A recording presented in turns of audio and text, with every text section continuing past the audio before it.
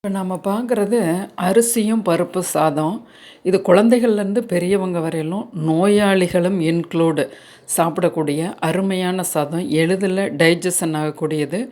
புரதம் கொண்ட நல்ல ஃபுல்ஃபில்லான சாதம்னு சொல்லலாம். ஒன் பாட் சமையல். அதனால் ஈஸியாகவும் செய்திடலாம், ருசியாகவும் செய்யலாம். ரொம்ப நம்மளுக்கு தேவையான பொருட்கள் ரொம்ப தேவையில்ல. ரொம்ப கம்மியான அளவுகள் தான். கண்டிப்பாக இதில் நெய் சேர்க்கணும். வீடியோக்குள்ளே போகலாம். இப்போ நான் ஒரு 150 டம்ளரில் 1 டம்ளர் அரிசியும் 1/4 டம்ளர் துவரம்பருப்பும் போட்டு கழுவி களைஞ்சிட்டு, 1 பங்கு அரிசிக்கு 3 பங்கு தண்ணி, பருப்பு அளவுகளாக எடுக்க வேணாம், ஊற வச்சிட்டோம். இப்போ குக்கரில் 1/2 டீஸ்பூன் கடலெண்ணெய் விட்டுருக்கேன். கடுகு உளுந்து தாளித்து வந்துருச்சு. ஒரு அரை பெரிய வெங்காயம் நீளமாக போட்டு, ஒரு பச்சை மிளகாயை வகுந்து போட்டிருக்கேன். 2 வரமிளகாயை கிள்ளி போட்டிருக்கேன். கருவேப்பிலை போட்டு நல்லா வதக்கி கொடுத்துர்லாம். இந்த அளவு மிளகு, இந்த அளவு சீரகம், 2 பல் பூண்டு, இதை நல்லா நச்சு வச்சுக்கோங்க இடிகளில்.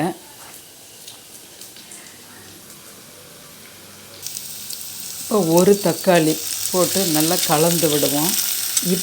இப்போ தான் அதாவது இந்த கலவையை வேக விடணும், வறுத்துறக்கூடாது வெங்காயத்தில், அதுதான் முக்கியம்.